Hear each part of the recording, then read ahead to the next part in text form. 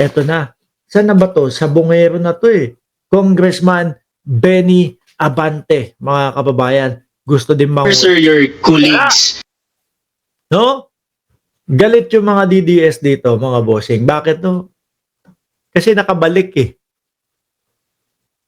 No? Nakabalik eh. Oh, malas lang nung kalaban. May butas pa. May butas pala eh. Di ba yung mga dinayo pa ni Inday Sara Duterte? Eto pong distrito ni Congressman Benny Abante para lang pumatalo, para manalo yung kalaban. Wala, hindi umubra. Ano po? Tsaka hindi natin pwedeng sabihin na kaya yan natalo dahil po doon sa dahil binisita ni Inday Sara Duterte, dahil doon sa pagkampanya ni Inday Sara Duterte doon sa kalaban niya. Hindi ho, kasi 1,200 lang po ang pagitan nung kalaban niya at si Congressman Benny Abante. Ngayon po, lalong mabubwisit ang mga DDS. Meron na nga pong Princess Abante na spokesperson ng Kongreso at eto po, nakabalik pa si Congressman Benny Abante, mga kababayan, na tututukan po yung mga missing sa bungero. Mabibigat po yung mga issue na nakapila ngayon. May missing sa bungeros, may online gambling. So parang after ng Pogo, part 2 ng telenovela ng Quadcom. If ever, sir, your colleagues rally behind you as the lead chairman of the Quad Committee, would you accept the challenge, sir? Yes, of course, I will. Definitely. Sir, why? Considering na it's also the Quadcom that you said from the previous hearings na naglagay sa inyo sa spotlight sa allegations, accusations, sir? Kasi sinimulan na namin Sinimulan na namin ng 19 Congress. Marami na kami napag-usapan dyan. Marami na tinalakay yan, no? At naniniwala akong hindi pa tapos Oo. Sapagkat tatlo yung aming pinag-usapan yung Pogo, yung drugs, yung EJK. Diyan na nga po nasabit si Roque, mga bossing, doon sa Pogo. Kaya ngayon, wala nang Pogo, wala pang Pogi. Tapos si Roque, tago-tago pa ho. Hindi umubra yung beauty ni Roque sa Kongreso. Bago ho yun, mga kababayan, ha? Bago po mapatawag si Harry Roque doon sa Kongreso, nagyayabang po yan sa mga DDS. Tingnan natin kung mapapaikot nila ako doon sa Kongreso. No? Ganun. Yun pala ang ending ni Roque. Magtatago lang pala. Pogo, EJK, at ano pa ba yung Pogo at EJK. Ulitin niya natin. Yung aming pinag-usapan yung Pogo, yung drugs, yung EJK. Nakita natin yung missing sa bungeros na yan, that's an EJK problem Nako po. Magagalit na naman po mga DDS dito. Bakit mo kinokonekta? Si dating Pangulong Duterte, dyan sa missing sa bungero. Yan na naman po ang sasabihin, mga kababayan, ng mga DDS. Hindi, kapag ka po talagang napatunayan na wala na po, patay na po yung mga missing sa bungero. Sa dami po niyan, extrajudicial killing. Yung mga pinagkukwento po ni alias Totoy, mga bossing. Yung paggarote, dahan-dahang pagsakal. Gusto ko ituloy Meron pa, pinupunit, binubuksan, binubulatlat yung mga tiyan para wag lumutang. Di ba? Grabe at karumal-dumal ho. Oo. Ngayon, nakita natin na nakapagkumpis ka na naman sa Air Force ng mga shabu na nanggaling sa abroad. Ibig sabihin, talagang malayo pa ang solusyon sa drugs.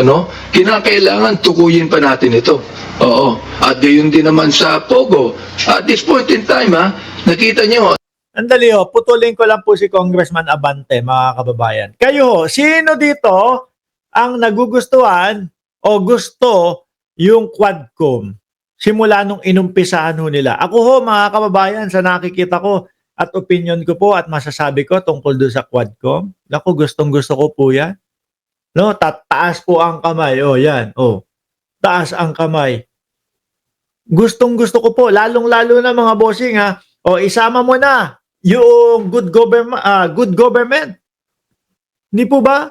Kung hindi po ginawa yun, mga kababayan, malamang po nakatunganga pa din tayo ang laki ng confidential fund ng Vice Presidente. Hindi natin malalaman yung mga Mary Grace Piatos at kung ano-ano pa ho.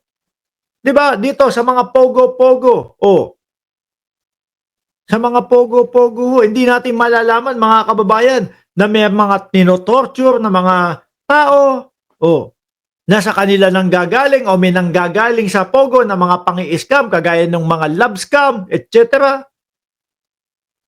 O di ho ba? Kundi dahil sa pogo at sa pagkilos din po ng PAOK, mga kababayan. Kaya ako, saludo po ako dito sa Quadcom, no? Tsaka gustong-gusto ko yan, si Congressman Benny Abante. Nabuwag na yung mga malaking Pogo Hub sa Pampanga and Tarlac. Ako, nadamay po si Roque. Nagtago nga din po eh. Ano nangyari? Lumiit naman sila. Oh, more than 10,000 pa ang may Pogo Hub na maliliit sa buong Pilipinas. At 4,000 lang ang dineport ng mga Chinese, samantalang nakita natin in the past na more than 300,000 illegal Chinese ang nagpunta rito. Oh, pero 4,000 lang ang ating dineport. Nasaan na yung karamihan? See that? So kailangan talaga pag-usapan at tutukuyin natin to. Aha. Maiinis na naman po. Madami na naman pong iinit ang ulo, mga kababayan. Tapos lalo na nabanggit ni Congressman Benny Abante na ito ding mga missing sa bungero.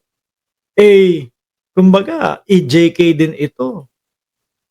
Nandiyan na po si Sir Almond Lee at si Antonio Tinde. Sabi, daming gusto sa Quadcom. Correct.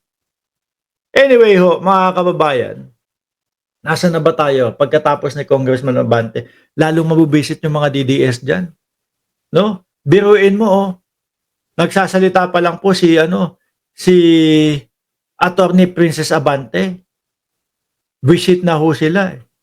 Kasi yung anak ho nito, mga bossing, si Attorney Princess Abante, rektahan po, walang takot-takot. Pinatay ng Senado yung pag-asa na magkaroon ng 200 piso na dagdag sweldo doon sa ating mga manggagawa. Rektahan! Di ba? Tapos ito, nakabalik pa si Congressman Abante. Aray ko po, mga DDS. Nagbunyi pa naman ho sila na hindi na makakabalik itong si Congressman Abante. Di ba? Ang saya pa naman sana ng mga DDS. Naku, ayan, karma sa iyo, Abante. Yung pala, ayun, balik.